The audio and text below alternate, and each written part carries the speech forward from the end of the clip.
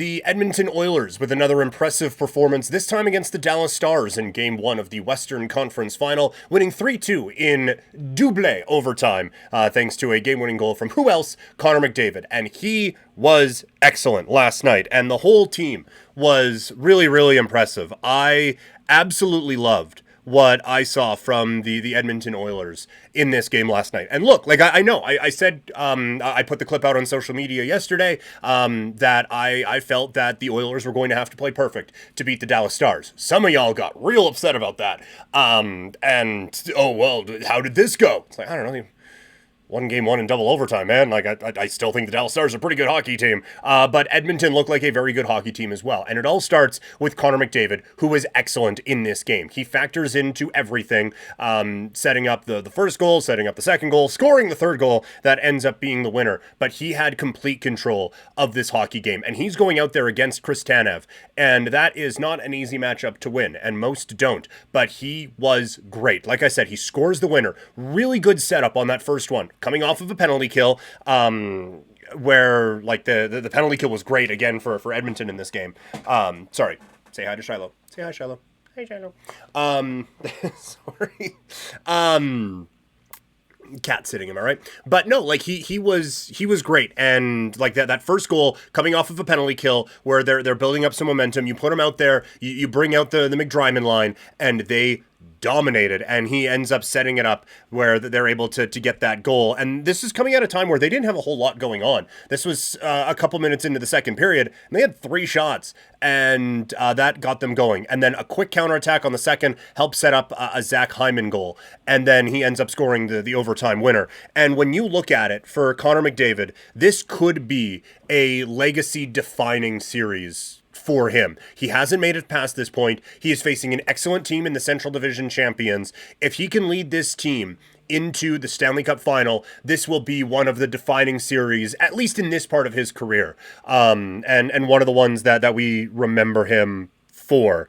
And I do really think that this is a really, really big moment for him. I was on 960 today, and they asked, like, does he need a Stanley Cup to cement his legacy? And like, for most guys, no. Like, but there is an area that he wants to be discussed in, or that he's going to be discussed in, where you kind of need a little bit of bling to make your way in.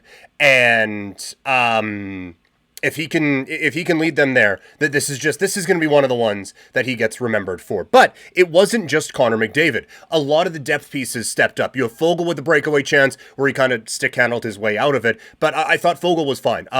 Evander Kane, I thought, was all around the puck in this one and really stepped up in that way.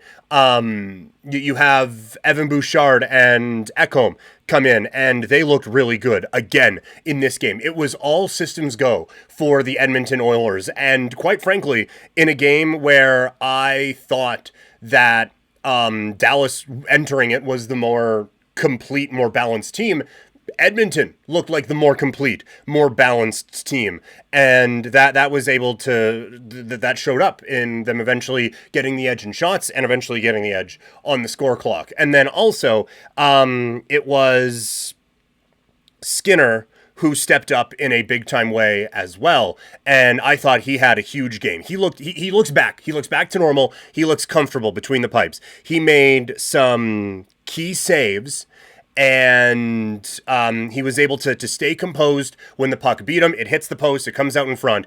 If he is back to normal, and if he is back to being able to maybe stealing games, I'm not going to say he stole this one, because I do think Edmonton was the better team, but if he is capable of stealing games, then this team really rockets forward and comes up in a like conversation as a threat and a favorite to win the Stanley Cup.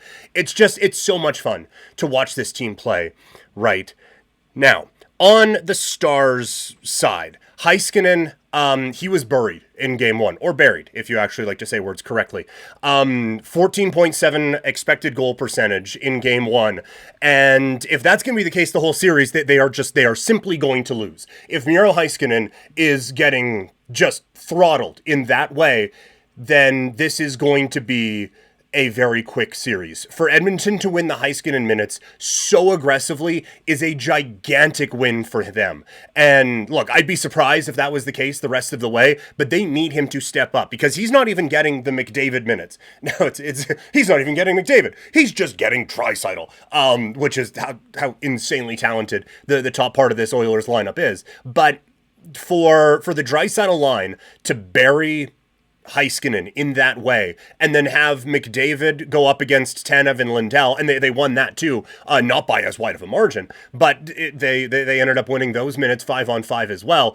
It is really tough to get going for Dallas. They need Heiskanen to be the difference maker in this series and to be the guy who can step up and come up with big plays like we have seen throughout these playoffs. And so if he is getting just his head beat in that way, this is going to be a really, really long series. And so Dallas, with the matchup edge in game 2 at home, I wonder how they go about it. And if there is kind of a counter, if Draisaitl is continuing to give Heiskanen, that much of a problem. But it was a lot of the kids that struggled for Dallas in game 1.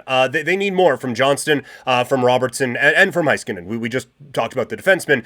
Robertson gets the chance in overtime on the power play that hits the post, but it took him a while to get going. And I do think that is first time in the Western Conference Final. You can see the light at the end of the tunnel. You start to grip things a little bit tight and all of that. I am assuming they got that out of their system, and they're going to be a little bit more comfortable now going into game 2, 3, 4 on down the line. So I am expecting Robertson to be a little bit better. I'm expecting Wyatt to be a little bit better as well. And for the Stars team just in general to look a little bit more comfortable out there in game 2. But the Vets, they had no problem. Dadonov stepped up, Ben stepped up, Seguin stepped up. That cycle game that they were able to play was just simply tremendous all game.